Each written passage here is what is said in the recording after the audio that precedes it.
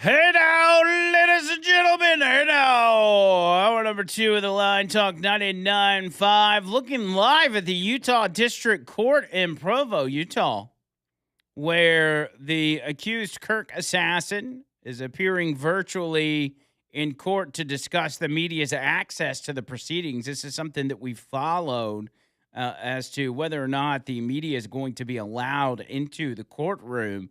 Let's dip into that just for a moment. Addressed during the October 24th hearing, including issues related to civilian clothing and shackling, are best understood when considered in their full context.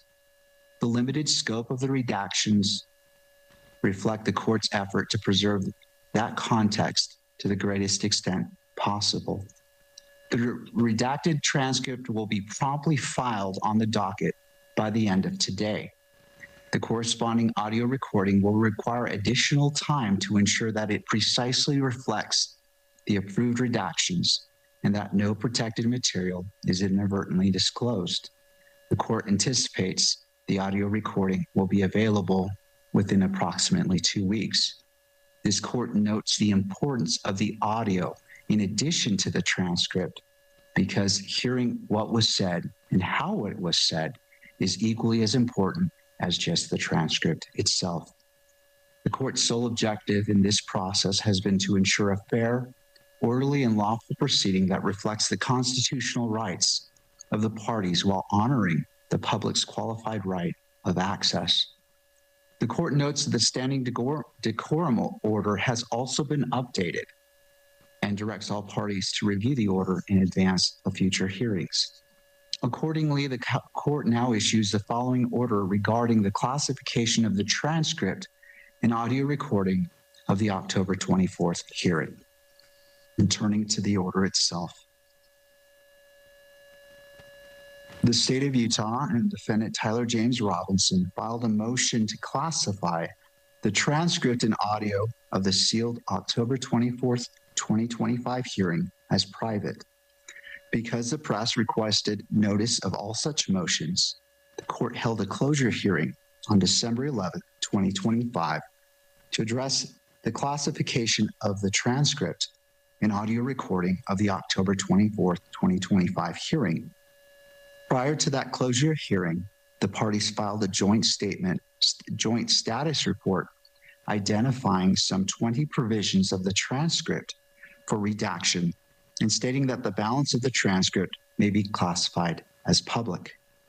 Having reviewed the relevant pleadings from the parties and representatives of the press and heard oral arguments during the December 11th closure hearing, the court now rules and orders as follows. The public has a presumptive right to access court records. See Utah Rules Judicial Administration 202.02 sub 1. That right, however, is not absolute. To support and achieve certain interests and objectives, a court may close portions or entire court records. Court record. A court may consider any relevant factor, interest, or policy both in favor of and opposed to closure in determining whether to redact portions of or close all or part of a court record. In deciding whether to redact or close a court record, a court must balance the interests favoring opening and closing the record, and if it determines to close the record, determine there are no reasonable alternatives to closure. The parties have argued, and the court has considered, the following policy interests in determining the motion. 1, protecting safety interests. 2, protecting privacy interests and non-party participants. And 3, protecting the defendant's right to a fair trial. Approximately half the portions of the transcript the parties seek to redact address courtroom and courthouse security measures. Safety concerns are well recognized as justification for closure of court records. This undoubtedly includes references in the court record to specific safety measures undertaken as part of the court security plan and practices in highly publicized cases.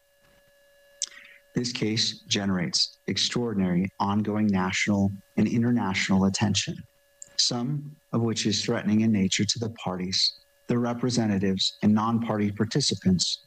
The safety and well-being of all involved in this matter outweighs the interests of the public that are served by open court records. Nevertheless, and as the parties recognize, the court need not seal the entire transcript and audio of the October 24th, 2025 hearing to protect the safety interests of all those involved.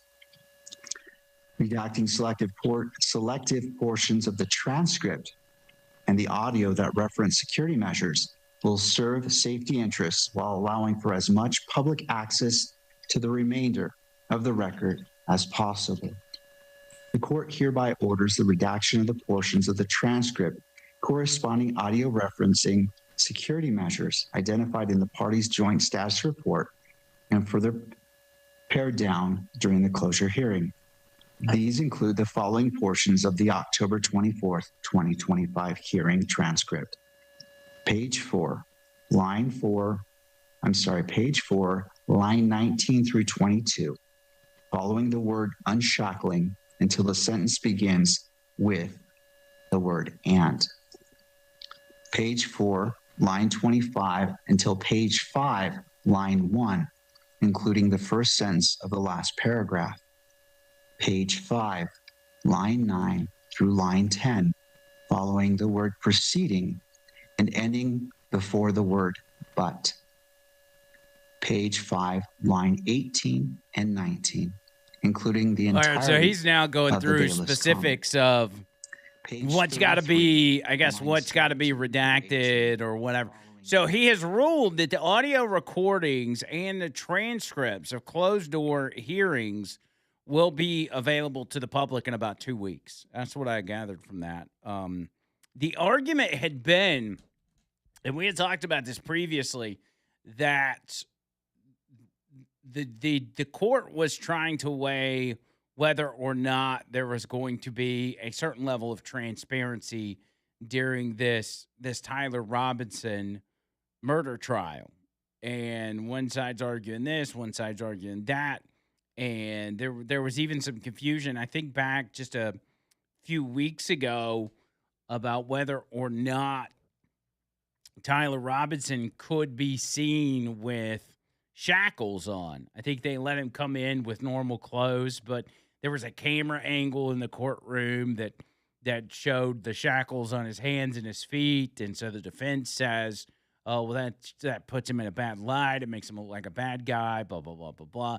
It's just, it's technical court stuff, but they're having to go through all that, which is what they're doing today, deciding. And this is up to the discretion of the judge, whether or not the media will have, and by the media, I mean everybody, have access to this trial, but they've got to set some parameters as to how far it can go with what has already happened as far as releasing that to the public. And like I said, it's going to be the closed door hearings that, I think, what did he say? The date was October 24th is when that one happened. That those hearings where they kicked the media out of the room, that is now going to be available for everybody to see what happened there. And is there anything in there of interest? I don't know. Maybe there is, maybe there's not, but we'll see. It's a fascinating trial happening there in Utah with, as most of you guys know, plenty more questions than there are answers. So we'll see how all that plays out. Carrie in the house. Carrie, what's happening? What's up, buddy? I feel like I hadn't seen you in forever. It's been a minute. How was your Christmas? It was good. Although I'm gonna have to get you to drag me across the finish line today, because we ended up in the ER last night. Oh dear. Got home at like 2:00 this morning, and so I'm running on fumes. I've missed this story somehow. Yeah. Well, it was just, we didn't necessarily make it public, but I always talk about everything on the radio. Trish had been dealing with some pain, chest pains headaches, just like a lot of upper body pain, if you will. And so it just got to the point where we couldn't handle it. She couldn't handle it anymore. And she's like, let's just go to the emergency room. And I know, like, if she says let's go to the ER, that it's You bad. need to go to the ER. Yeah. So we did that. We got down there about, I don't know, it was like 6 or 7 last night, and got out about 2 a.m. Man, Mm-hmm. that's never fun. No, it's not. She seems to be doing all right today. They've got her some other appointments set up. Well, that's But- the good news is you got out of the ER too. Yeah. You're not still there. So. Yeah. Well, the big thing is in those situations, it's you want to make sure that nothing really bad's going on, because I always freak out over, like, is that a heart attack? Is that a blood clot? Is that this? Is that that? And so going to the ER will at least help you eliminate whether or not it is those things, but Or in Yeah. your head, which, or if it's in your head. So She didn't take any gummies, did she? no gummies. Okay. No gummies. This all started back when she got some dental work done, like on some of her teeth back in the back, and it's just been problems ever since. And so, not to say that has anything to do with what's going on, but it could. I don't know. I mean, I guess that pain could spread, but it's been a really hard 2 months for her. Man. And obviously I'm gonna do whatever I can do to help her out, but it's been brutal. Well, I hope she feels better. Yeah, me too. So anyway, I say all that to say that's where I'm at. We're gonna be trudging through this next 2.5 hours. We'll make it. And we can put it off on the audience. That's why I said earlier in the show, man. Y'all come at me with anything. I don't care. I don't care what it is. 205-545-9950. How was your Christmas? Oh, it was good. Yeah? It was good. Not long enough, of course. Anything crazy happen with family? Did you have family in town? Like, how did that go? Family's already in town, so everybody came to my house and we did Christmas and then they left. Your family or the in-laws? My family. Yeah. My family. We went to the in-laws, which are in town as well. So How did the in-laws go? it went good. Some people would say that they dread going to their in-laws. Nah, it's not that That's bad. not your situation? Nah, mm-mm. Always get a good bottle of alcohol. That's what I got from my in-laws. So, I mean, they like to keep me drunk and fun. Yeah. Drunk carries, fun carry. That was the one bottle of alcohol I got. I got from my mother-in-law, from Cindy and Nelson. So. Of course, I'm starting to think that the bottle they gave me was really for my wife because it was a big bottle of Grey Goose. Yeah. So I'm like, well, Mm. happy wife, happy life. Here you go, babe. Yeah, and you gotta always give like decent whiskey. You can't go and give like a bottle of Everclear for Christmas. Maybe as a dirty Santa mean, Christmas If you gag didn't like the gift. person, you could maybe. You gotta do like high-end whiskey, like I don't know, some aged bourbon or something. Yeah, some Evan Williams for sure. Some Evan Williams, yeah. Some 6-month-old Evan Williams is really good. Yeah. All right. So I am curious to what everybody else got for Christmas. Y'all should hit me up and let me know. And let's see who got the worst Christmas gift. We should give a prize away for the person that got the worst Christmas gift. Do we have anything around here we can give away? I I mean, we can take these. We can take these Christmas lights down in here now. We can Yeah. give them those Yeah, we could. Christmas lights from the Talk 99.5 studios. I mean, that's a big deal. Yeah, Next Christmas, you can put it on your special little tree. that's right. Yeah, y'all hit me up 205-545-9950. Quick break, more of the line coming up.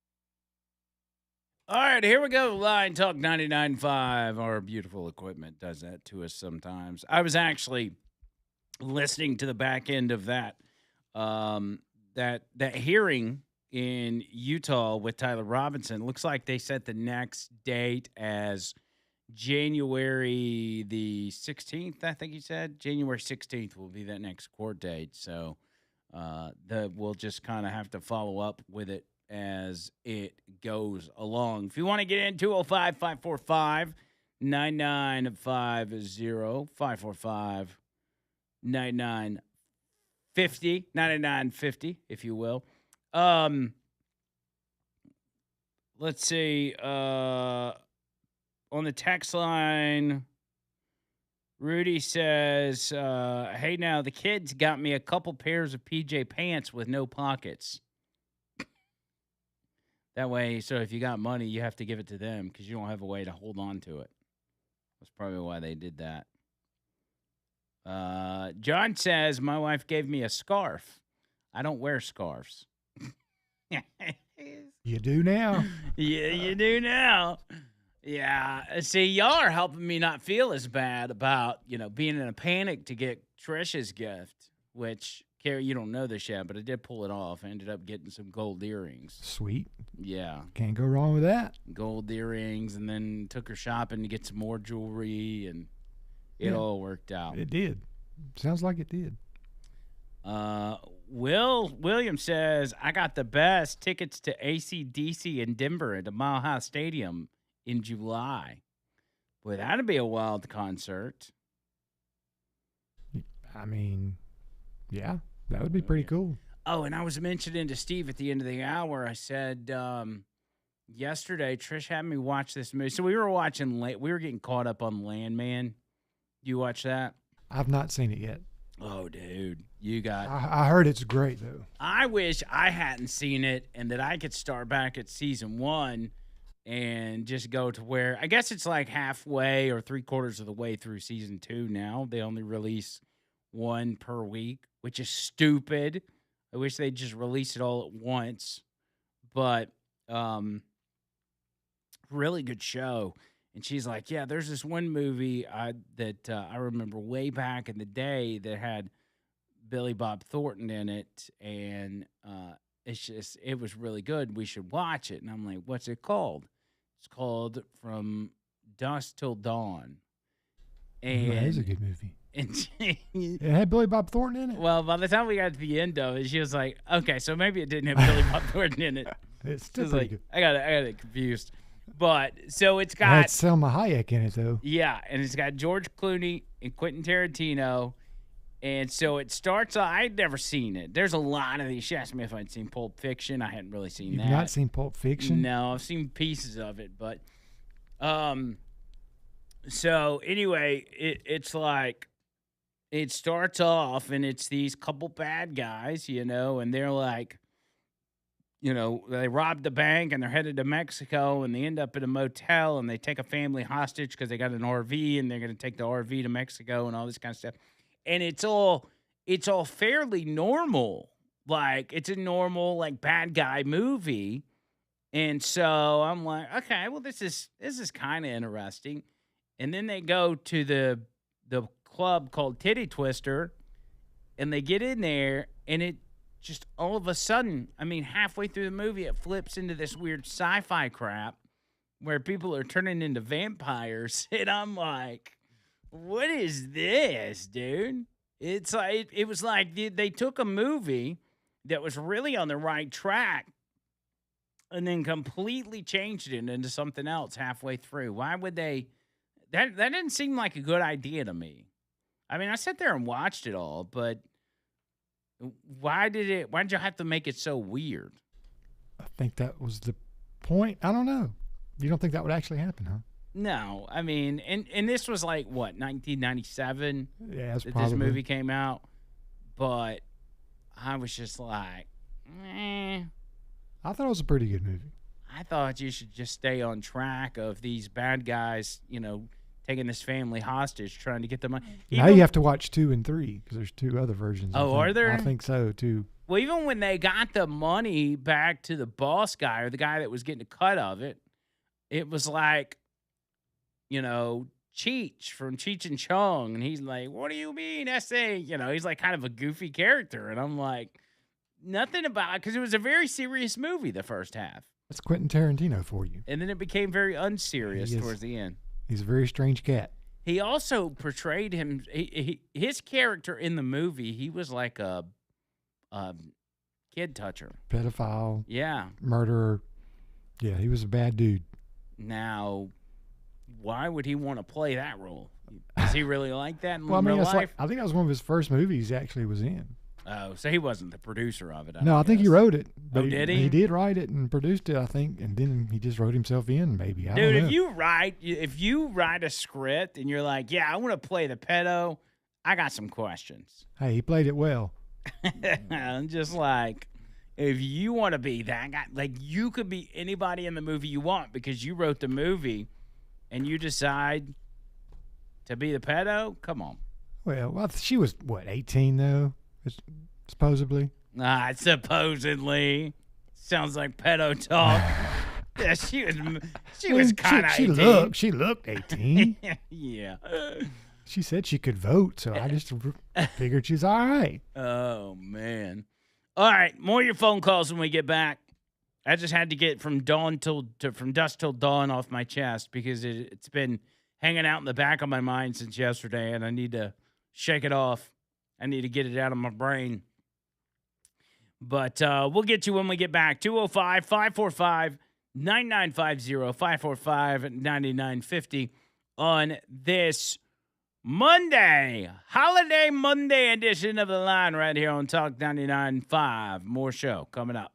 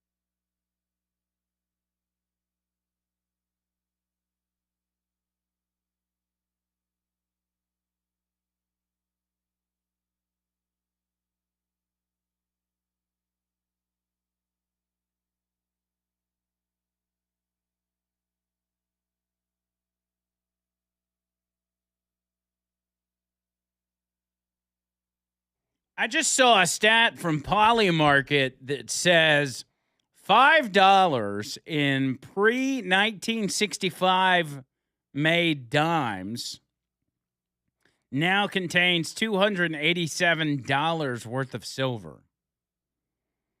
So if you have $5 worth of dimes, which would be, what is that, 50 dimes? If you have 50, was that 50 dimes? Have I got that right? 50 dimes? 50, if you've got 50 dimes that are made before 1965, those dimes contain $287 worth of silver. So I need to look through my change today, eh? Let's see here. Hold on 1 second. What is the price of silver? That is, it's going up, like up and away.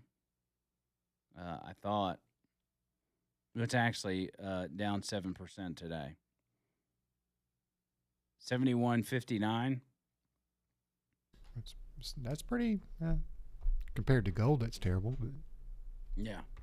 Is that right? I don't know. I'm not in the silver game, so I don't know. But I heard like now's the like silver's up or something. Or maybe I'm wrong. Maybe I don't know what I'm talking about. You may have dreamed it. Yeah, maybe I did. I don't know. Hallucinating from no sleep. That's right. Bubba Rumble on the line. Bubba, what's up, buddy? Hey now. Hey now.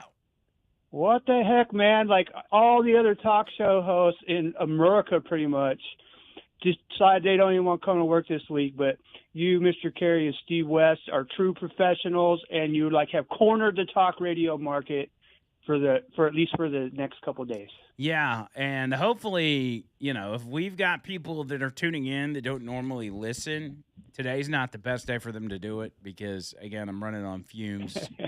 I didn't get in bed till like after 2 o'clock this morning, but tomorrow I think will be better. Well, I would say if this is the first day they're ever listening, they finally found the best dang radio show in America. Yeah. Get on board, y'all. Join the Hey Now Nation. We got plenty of room for you. Come on over. Come on. Yeah, buddy. I like it. All right. On that whole note, thanks for kicking down the Christmas podcast and all that. And before, I've already told you, I listened to a Birmingham broadcaster for years. His name was Mark Thompson, Mark and Brian Show. And, their Christmas shows in particular were a true extravaganza. And in the midst of all that, it wasn't never officially Christmas until they dropped the Yule log, if you recall. Oh, I don't remember that. What was that? What was that about? It was a big deal. It was an old piece off a Disney record or something where the dad would bring the Yule log in and drop it. And the kid would say, "Gee, Dad, that's the biggest log we've ever had." And then the dad would say, "Yeah, and the heaviest too." It was a big deal. But, when they went off the air, that tradition went away. And then there was never any true symbol in my world that it was Christmas until the past few years, because now my Christmas tradition, when I know it's finally Christmas, is when Jay Bizzle puts on the Buddy the Elf costume. That's right. That's exactly right. It was I forgot. He just did that in the middle of a podcast. Or was that a Christmas podcast he did that? Yeah. And he owns Buddy the Elf. Like Will Ferrell, he's a hack compared to the true talents of Jay Bizzle, I agree 100%. John but Bird if you don't laugh just looking at Jay Bizzle in the Buddy the Elf costume, there's something wrong with you. Yeah. Oh, you can just, if you're not laughing just by looking at John Bird in general, when he's not dressed in the Buddy the Elf costume, something's wrong with you. He brings joy to the world just being Jay Bizzle. So I was kind of thinking, there needs to be like a New Year's Eve tradition that we need to figure out something about Jay Bizzle too. I think the best thing I could come with is Dr. Dingaling slides down a stripper pole at midnight. Ah, that's good. Here's what we came up with on the last podcast that was from, when did we do that? Saturday, is that we were talking about the ball drop, and, we'll be starting about 9:30, so we'll be covering the East Coast ball drop and then the Central Time ball drop, but everybody kind of goes with the Eastern Time ball drop because it's the one in New York. So we should have our own Central Time ball drop. And what we plan on doing is getting a pair of truck nuts or recreating a pair of truck nuts and dropping those balls from the ceiling of the podcast studio and lowering them down to where at midnight, right at midnight, they hit the table or possibly hit John Bird on the chin. One or the other, yeah. I think that's brilliant, and that probably beats my second suggestion was to drop Jay Bizzle's nuts from the ceiling. But yeah, this sounds a little safer, for yeah. Jay Bizzle. Well, I like your idea if I can convince him to do it, but he's getting a little long in the tooth. It's getting harder to get him to do things. Well, so long as something drops around midnight-ish in the podcast studio, and I'll be watching for sure because, going out on New Year's Eve, like, are you kidding me? Forget that. Oh yeah, it's a hassle, dude. I'm not about it. I don't live that life anymore. I can't. Last time, I guess it's been years since I've been out, with the exception of the 3 years I was out of radio. I would work on New Year's Eve because there was so much money to be made with Uber and Lyft. But even that was hard to, it's just, then you're sober and you're dealing with drunk people. It's just too much. Every customer is drunk as a skunk. Yeah, it's bad. Well, thanks for checking in for a few days this week. Keep the party going for the Hey Now Nation. And truly, I hope Miss Trish is doing okay, because we all know you wouldn't even make it to work on time if it wasn't for Miss Trish. You got that right. We need her in this game. Yes, we do. We absolutely do. Well, all right, buddy. It's good to hear from you. Keep in touch with us. Take care, dudes. Hey now. Hey now. Bubba Rumble. Hey now. Richard the Cop up next. What's up, Richard? Speaking of New Year's Eve, I'm going to work that morning, daylight to dark, but I am not getting out in that stupidity. I do not like drunk people like that. It's been about 6 years since I've Ubered on New Year's Eve. Is business a little heavier during the day, during New Year's Eve day, because all the other drivers are sleeping, getting ready for the nighttime? That's what I play that game. I don't work beer money trips. On the weekends, I'm working walk of shame trips. It's a good idea. Okay, I'm taking you to your work. I'm taking you to your car after you've been drunk all night, laid up with old Sally. I don't care. Yeah, because working drunk people in the day. Those people talk a lot less. The walk of shame people. Well, it's just one of them things, Andrew. The day shift business out here doing it is really good. I mean, since November the 19th, when I came to doing it full time to yesterday, I've made over $8,000. Nice.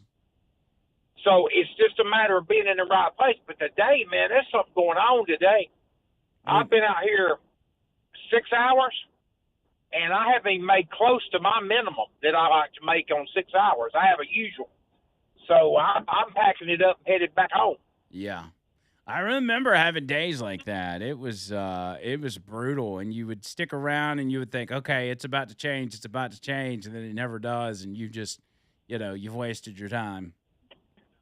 Hey, let me tell you what Lyft did to me yesterday. I picked up a client that had 4 or 5 places to go. She'd wrecked a rental car. She didn't know where the car was at. She thought it was at Birmingham PD downtown. So, it's a wheel wrecker. So I gave her advice, and we went and did it. She ended up tipping me $45 on a $30.84 trip. Because what was going to be a 30-minute trip turned into an hour and a half, right? Yeah. And Lyft has a built-in fraud detector that if a tip is $50, it won't let you tip over $50, or it won't let you tip 200% over what the ride is. And anywhere around those, they lock it up where you can't download your money on InstaPay for a certain amount of time. Wow. So I had to wait till 6 o'clock this morning to get my money from yesterday. Wasn't bad. I mean, as long as they unlocked it and didn't think there was any stupidity going on. But that, from what I found out, that is to prevent money laundering for drug cartels and such. Right. But, brother, we're going going to do New Year's Eve? Because I'm staying home. Well, we got a podcast for you New Year's Eve then. You can hang out with us. Good deal. I will, because the wife's got to work at the public safety building that night all night, so I'll be home with me and my black cat. I like it. Sounds good to me. Rose, good day. See you tomorrow. There you go, Richard, the cop out there, Uber. I'm going to be honest, it takes a special breed of person to get out there and do that. Not just that, but to do it on New Year's Eve. Or just do it at night on the weekends. Like, you've got to have the patience of a Tibetan monk or something, or a friggin' Mother Teresa, because people are idiots. They're absolute idiots. And I don't know how I survived doing it as long as I did. And plus, you're essentially a business owner, and you're trying to manage things, and it's a whole big whodunit. It's tough. 205-545-9950. Whatever you want, bring it on this edition of The Line right here on Talk 99.5.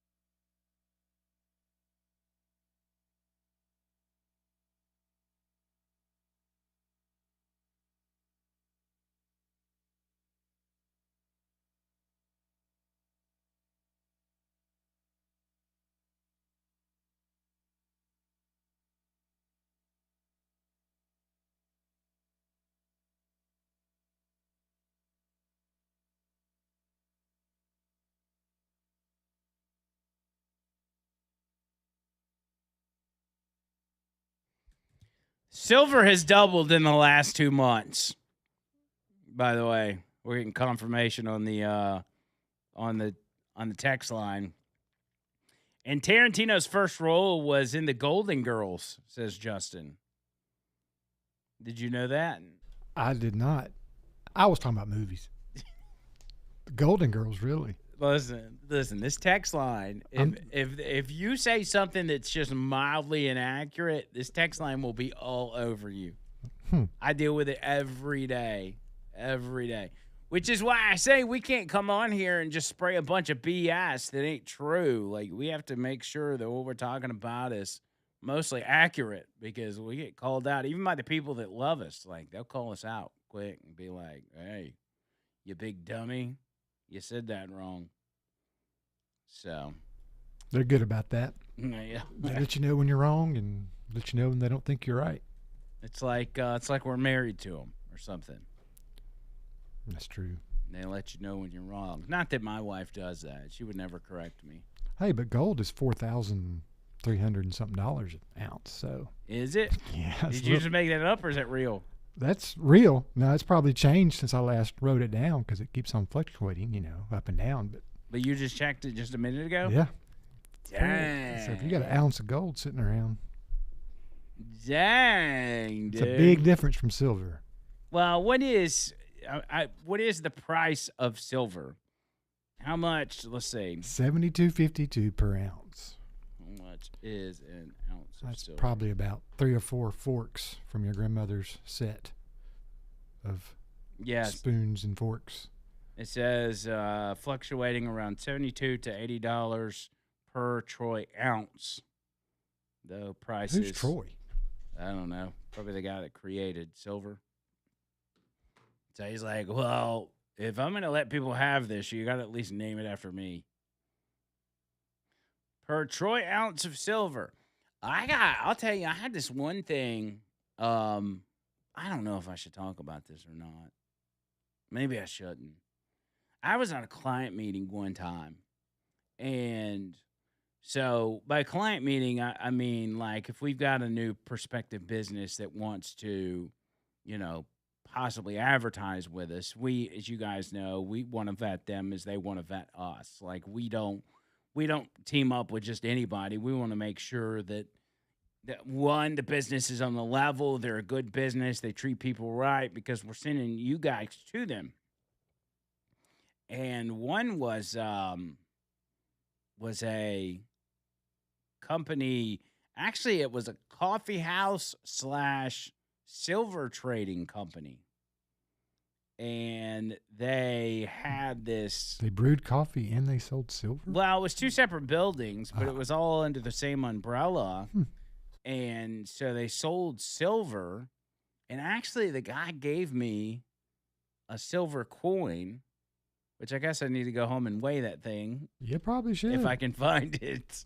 I mean, it's probably worth $72. Yeah, at least. And it was a fascinating business, but it was just kind of weird because it was tucked away in a weird spot, which I guess is why you'd want to get the word out on the radio. But it was all tied back to this. I don't know how else to describe it other than calling it a commune, which is like this really big, nice piece of property that people, like a bunch of different people, lived on, and it had this big church on the property. And so they had old people, they had young people, they had all this. They had their own radio station inside. Really? The commune. They have any openings? I don't know.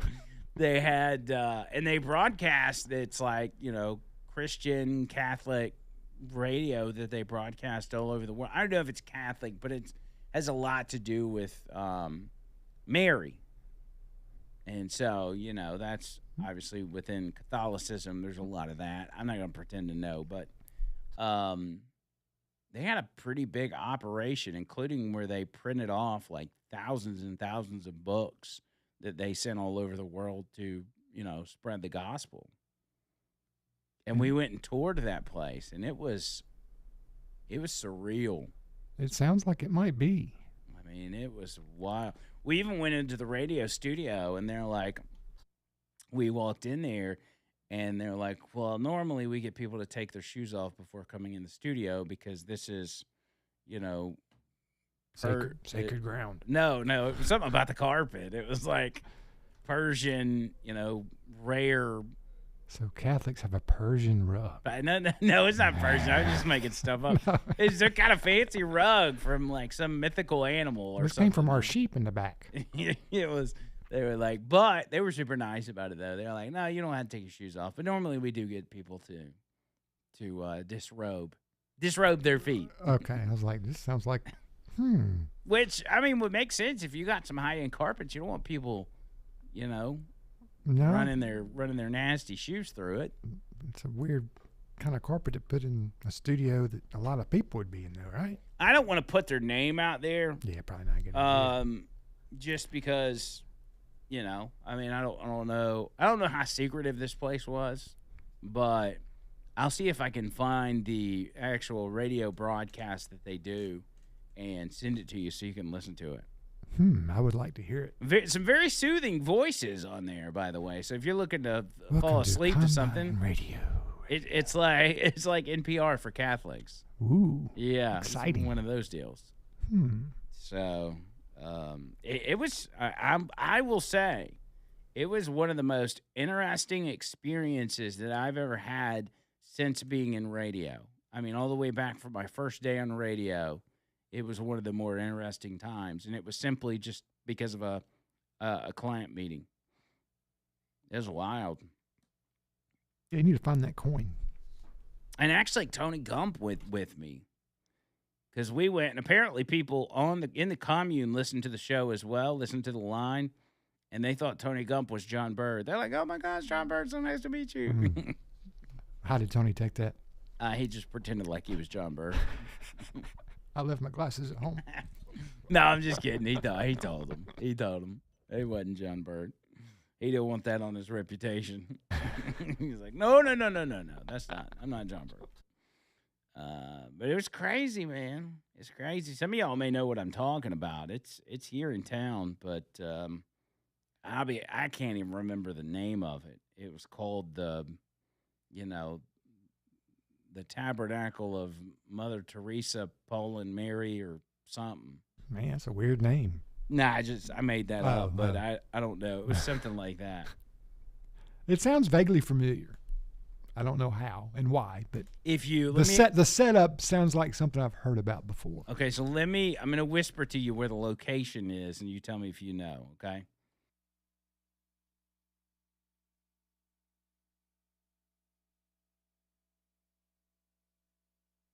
Oh, what's the name of that road?